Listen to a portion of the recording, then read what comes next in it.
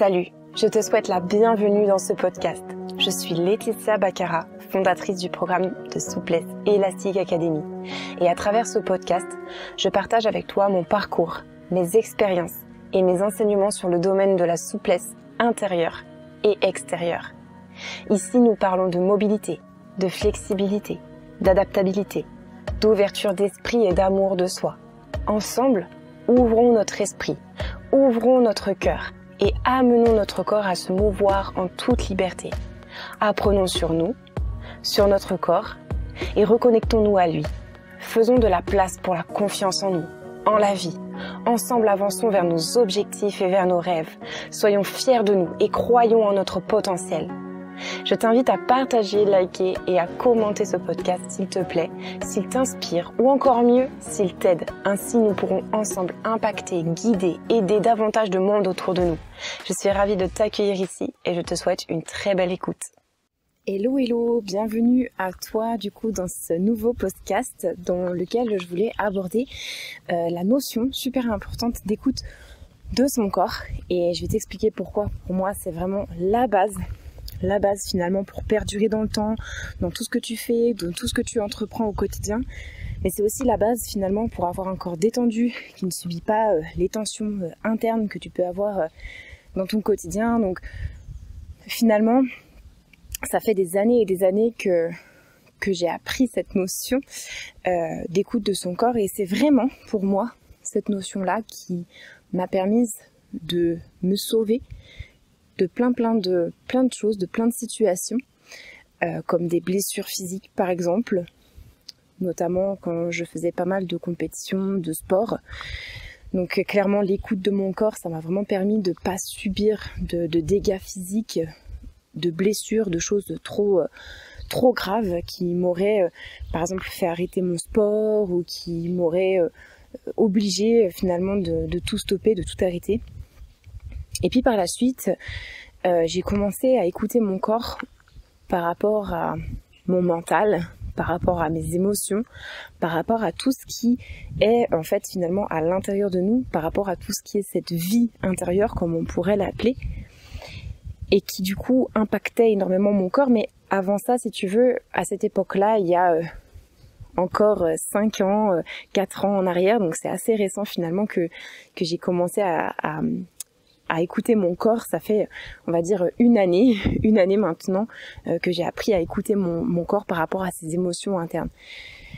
Finalement, ça m'a énormément apporté dans ma vie, que ce soit dans le sport, certes, évidemment, mais surtout, je dirais, ça m'a apporté dans ma vie, en fait, quotidienne, beaucoup plus de sérénité, de liberté également, de liberté intérieure. Et comme tu le sais peut-être, une de mes plus grandes valeurs est la liberté. J'ai besoin de me sentir libre dans ma vie, libre dans mon travail, libre dans ma vie personnelle. Et j'ai toujours été en quête finalement de plus en plus de liberté. Donc j'ai voulu faire plein d'actions dans ma vie, partir en voyage, m'offrir du coup le luxe d'être en entrepreneur, donc d'être en indépendante pour pouvoir me sentir libre, de pouvoir me sentir libre aussi dans mon corps en faisant tout un tas de sports qui me permettent d'acquérir des compétences qui me font que je me sens de plus en plus capable et libre aussi. Tout ça a aidé quelque part pour me sentir plus libre, mais j'avais toujours ce truc à l'intérieur de moi qui m'empêchait de me sentir complètement libre.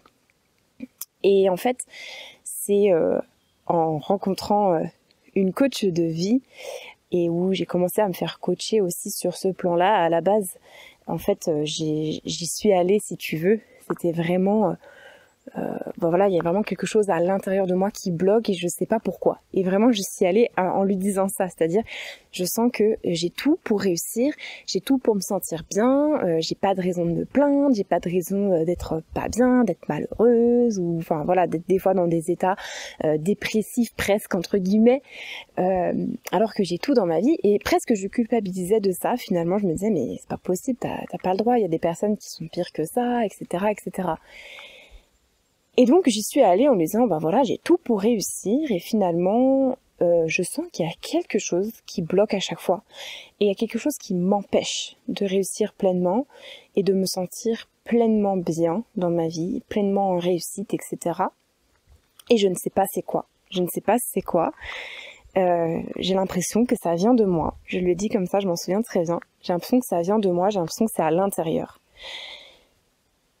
Et moi, je n'avais aucune clé et j'avais pas encore expérimenté finalement cette écoute profonde de mon être intérieur, de mon corps et de mes émotions, de tout ce qui se passe en fait comme vie intérieure, donc de tout ce qui est justement émotionnel, etc. Et du coup, pourquoi je te parle de ça? Parce que vraiment, en fait, ça a été pour moi une révélation, ça a été pour moi un cran supérieur pour atteindre un stade supérieur dans ma vie personnelle, mais aussi dans ma vie professionnelle, parce que tout est lié finalement. Quand tu vas travailler sur une sphère, ça va impacter une autre sphère, un autre domaine de ta vie. Donc c'est un peu comme le corps finalement qui est lié à ton mental, à tes émotions, à ton esprit, donc tout est lié. Donc automatiquement, en travaillant un aspect, tu vas en travailler un autre, et ça va t'apporter sur l'autre plan. Et donc c'est là où j'ai commencé finalement avec ce cheminement intérieur, où j'ai commencé à me créer cette véritable liberté intérieure, et je suis encore en chemin. C'est pas toujours tous les jours facile, c'est pas tous les jours le cas. Je suis encore en chemin, et puis je dirais que ce sera toujours, je pense, un chemin. C'est en fait la vie, tout simplement. C'est un travail constant, c'est un chemin constant, car c'est la vie, c'est expérimenter, c'est vivre ses émotions, c'est vivre ses besoins, c'est vivre tout ce qui fait qu'on ait envie et qu'on est des êtres humains qui ressentons tout un tas d'émotions différentes. Donc je vis aujourd'hui et j'expérimente encore tous ces principes et toute cette écoute qui m'accompagnera, je pense, tout simplement jusqu'à la fin.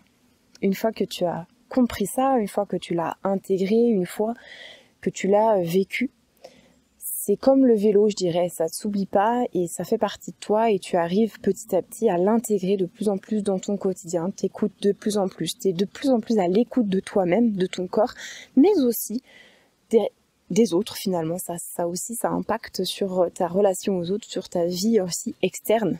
Automatiquement, à partir du moment où tu te sens beaucoup mieux intérieurement parlant, que tu développes toute cette écoute intérieure, automatiquement ton extérieur, et c'est là où je te disais que au final je me suis créé cette liberté intérieure et cette réussite intérieure, et forcément c'est en train d'impacter de plus en plus sur ma liberté extérieure et ce sentiment de réussite aussi extérieure que je peux vivre par exemple, et que tu peux voir à travers mon business, ou que je peux aussi avoir dans ma relation de couple, que je peux avoir avec ma relation amicale avec les autres, et que je peux avoir dans ma vie personnelle aussi avec moi-même.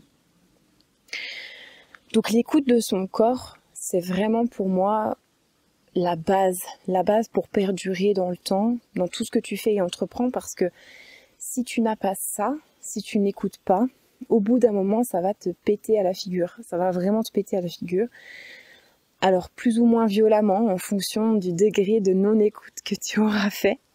Mais voilà, il y a des personnes pour qui ça va vraiment péter violent. Une blessure, par exemple, ça peut être très violent. Et ça, c'est une des phases, c'est une étape qui est en général très très développée. Tout le monde a vécu une grosse blessure, donc après ça impacte aussi le moral. Derrière, faut écouter cette blessure, il faut faire tout un travail de rééducation, il faut relancer la machine, donc pas facile, pas évident. Et si moi je te disais que tu pouvais éviter ça, si je te disais que tu pouvais complètement en fait éviter d'être blessé, que ça ne fait pas du tout partie du processus, comme on pourrait croire, on pourrait dire oui c'est normal, en faisant beaucoup de sport, je vais forcément vivre une blessure, ça fait partie du chemin. Eh bien non, en fait pas forcément. Alors oui, tu vas pouvoir peut-être vivre des petits désagréments physiques, mais t'es pas obligé de te blesser, de te faire une déchirure ou de te faire un claquage. Moi de mon côté, j'ai jamais vécu en fait de blessure grave. Simplement des contractures, une petite déchirure une fois, mais ça a été une grosse erreur de débutante, parce que à l'époque je m'étais pas suffisamment échauffée, et puis c'était la veille, tiens, ça rejoint bien le sujet d'aujourd'hui, parce que c'était la veille de partir en vacances. Je vais faire une parenthèse et je vais raconter cette expérience qui du coup colle parfaitement finalement au thème du jour. J'avais mon studio donc de pole dance et j'étais dans les débuts, j'étais dans la première année et puis je partais en vacances pour la première fois avec des amis en Espagne et du coup je partais une semaine je crois avec des amis en Espagne. Et puis, moi, évidemment, j'étais à fond la caisse, ok. J'avais, comme je te le disais, pas du tout cette écoute intérieure. Au contraire, j'étais très dure envers moi-même. Je ne me laissais jamais le temps de ne rien faire. Je n'avais aucun temps pour moi parce que je ne me le permettais pas. Je ne savais même pas comment faire pour avoir du temps pour moi au final. Pour moi, c'était uniquement le travail, les entraînements pour pouvoir devenir la meilleure, pour pouvoir évoluer, etc. Pour pouvoir me prouver aussi à moi-même que je pouvais le faire, etc. Un gros besoin aussi de reconnaissance, d'être reconnue dans mon travail, d'être reconnue aussi en tant que personne, etc. Bref. Veille de départ, au lieu de me foutre la paix, littéralement, j'étais crevée, j'étais sur les rotules, j'étais dans un stress monumental d'ailleurs, j'étais exécrable en termes d'humeur également avec mon entourage. Donc ça c'est quelque chose qui revenait en permanence, j'étais tout le temps de très mauvaise humeur, tout le temps en colère, agacée, frustrée, donc forcément j'étais pas quelqu'un à côtoyer dans l'entourage qui était toujours facile à vivre. Et ce jour-là, en fait, au lieu de me foutre la paix et d'écouter ça, de me dire ouais je pars en vacances, donc je vais simplement profiter et je vais prendre ce petit jour tranquille pour préparer mon départ, non, j'ai voulu m'entraîner. J'ai voulu m'entraîner et j'ai voulu ce jour-là passer une figure en pole dance qui était un de mes rêves, donc l'eagle. Donc j'étais encore loin d'y arriver à ce moment-là et je sais pas pourquoi j'ai voulu absolument faire cette figure-là. C'était un peu comme si tu veux, à l'intérieur de moi à ce moment-là, je ne m'autorisais tellement pas à partir en vacances, à laisser mon studio fermé, à ne pas m'entraîner pendant une semaine, alors que c'était qu'une semaine. Je veux dire, qu'est-ce que c'est 7 jours dans une vie? Mais du coup, j'étais tellement pas capable intérieurement de l'entendre, de le faire, que du coup j'ai voulu passer cette figure hyper difficile pour mon corps et en plus j'ai pas assez échauffé mon corps ce jour-là parce que j'étais dans la précipitation. Boum, qu'est-ce qui s'est passé? Je me suis fait une petite déchirure au niveau des intercostaux, ça m'a flingué, je n'ai rien pu faire après derrière pendant 2 semaines. Après évidemment quand j'ai repris mes cours, je me suis fait seconder, donc j'étais quand même présente pour pouvoir donner tous mes cours, mais j'avais pris quelqu'un à côté de moi, donc on était 2 professeurs pour qu'elle puisse démontrer à ma place parce que du coup je pouvais plus lever les bras, je pouvais plus faire de traction ni rien, donc pour montrer les exercices en pole dance c'était hyper compliqué. Donc voilà un petit peu l'histoire de ma vie, en tout cas de ma vie passée. C'était exactement ce que je suis en train de t'expliquer, c'est l'écoute de son corps, oui, mais surtout l'écoute aussi intérieure de ce qui est en train de se passer. Si tu es en colère, que tu es frustré, que tu es agacé, que tu es triste, que tu es choqué, que tu es... ou toutes les émotions aussi... qui sont agréables à vivre, que tu es joyeuse, que tu es optimiste, etc., etc., etc. Tout ça, les émotions en fait sont un signal d'alarme et te donnent des indications sur un besoin, sur quelque chose que tu dois écouter, sur quelque chose que tu dois honorer, sur quelque chose que tu dois accepter de faire, de mettre en place pour pouvoir avancer en fait dans ta vie sainement, durablement, sereinement. Chose que je n'ai pas faite moi ce jour-là. J'étais en colère, j'étais agacée et j'ai quand même voulu continuer. J'ai pas écouté, je l'ai mis sous le tapis. J'ai dit non, je continue. Pas d'indulgence, pas de bienveillance envers moi-même. Pas me donner cette chance d'honorer ce besoin d'être tranquille, de relâcher la pression, de lâcher prise, de respecter que je suis humaine et que j'ai besoin aussi de temps pour ne rien faire.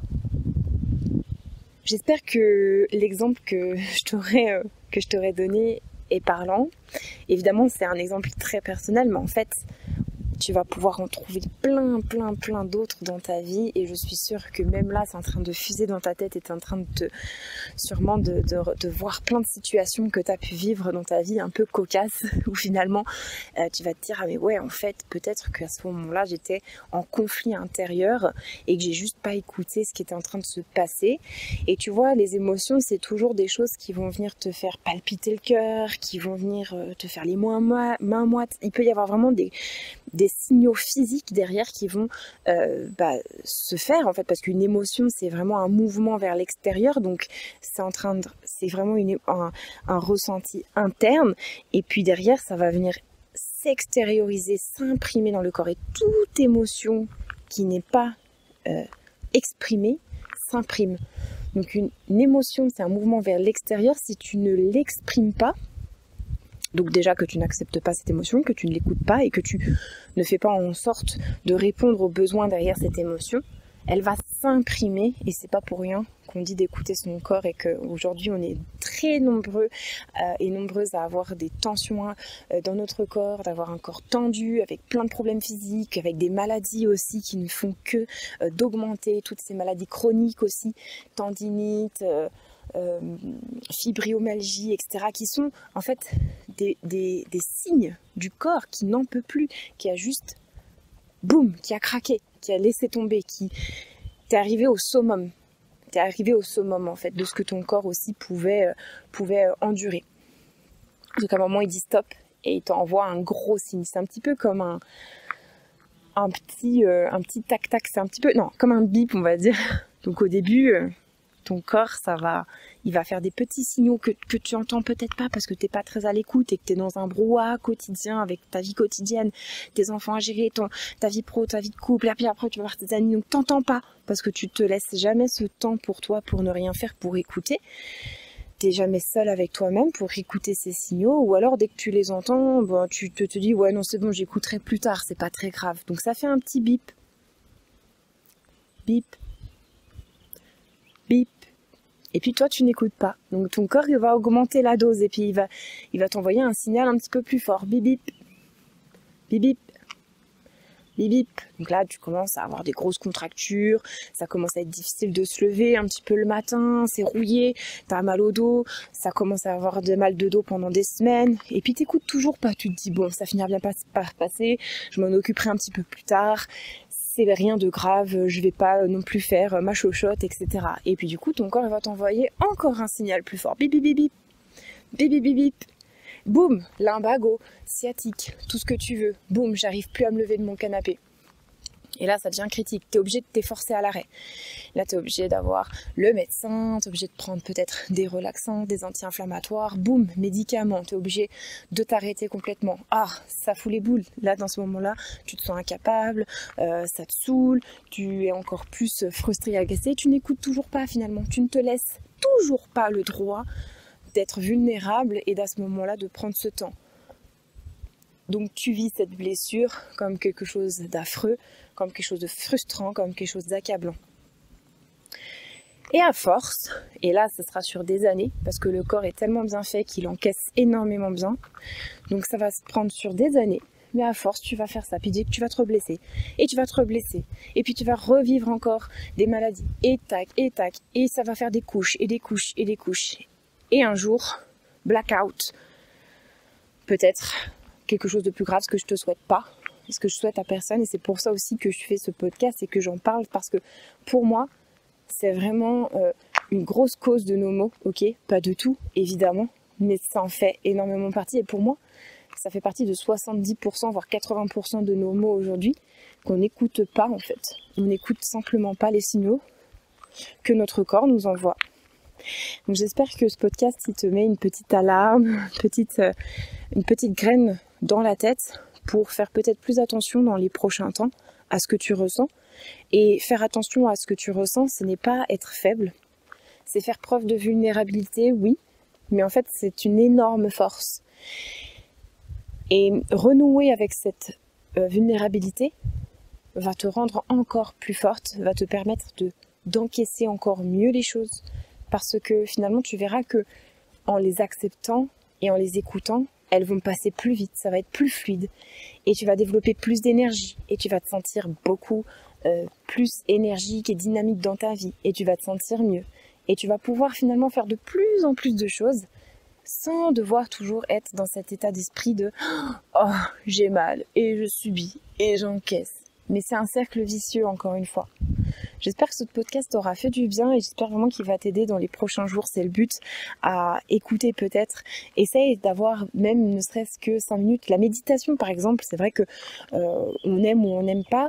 Ou si tu préfères comme moi des bains en pleine forêt, des bains de nature où tu te promènes et t'es seul avec toi-même, c'est un peu une forme de méditation. Mais juste ce moment de calme, juste 10 minutes, peut-être 10 minutes dans ta journée pour être seul avec toi-même, au calme complet, avec aucune autre distraction, téléphone, tout ça, il n'y a rien.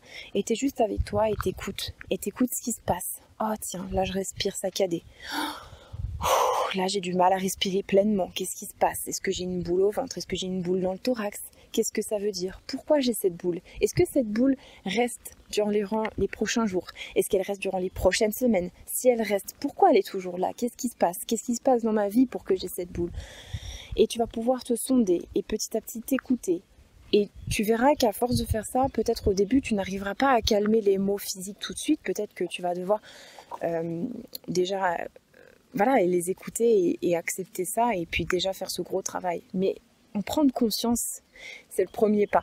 Et dès que tu auras pris conscience de ce qui est dans ton corps, de ce qui s'est imprimé ou de ce qui est en train de s'imprimer dans ton corps, tu vas pouvoir ensuite trouver des outils, des méthodes, des façons de faire dans ton quotidien pour pouvoir soulager ça, pour pouvoir mieux t'écouter.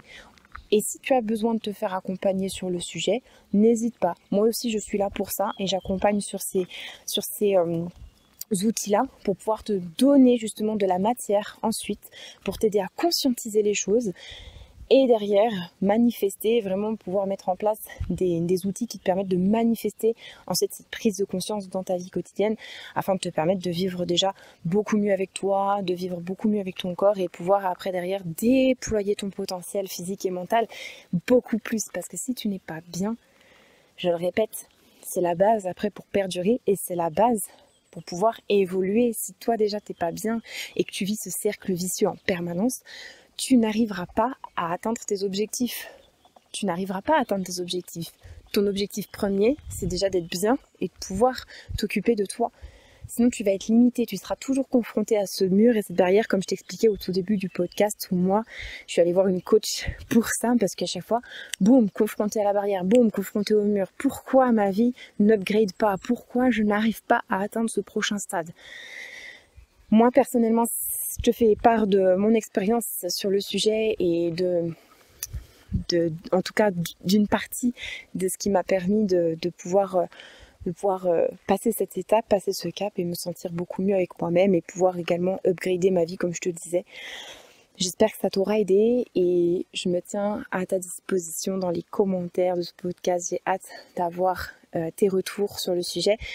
J'ai pris un peu plus de temps que d'habitude parce que c'est un sujet qui est très très vaste et je pense que je pourrais en reparler dans d'autres podcasts. Je pense que ça reviendra souvent parce que pour moi, comme je te l'ai dit, c'est une base. Donc voilà, je vais m'arrêter là pour ce podcast, mais en tout cas, je pense qu'on pourrait en parler encore des heures et qu'il y a énormément d'exemples à donner, qu'il y a énormément de choses à aborder. Si ça t'intéresse d'aller plus loin sur le sujet, n'hésite pas aussi à me contacter pour peut-être te faire accompagner et pouvoir tout simplement passer un cap dans tes objectifs, pouvoir te donner la chance aussi de les atteindre en te respectant, en respectant ton corps, en étant bienveillante, indulgente envers toi-même, en étant sereine.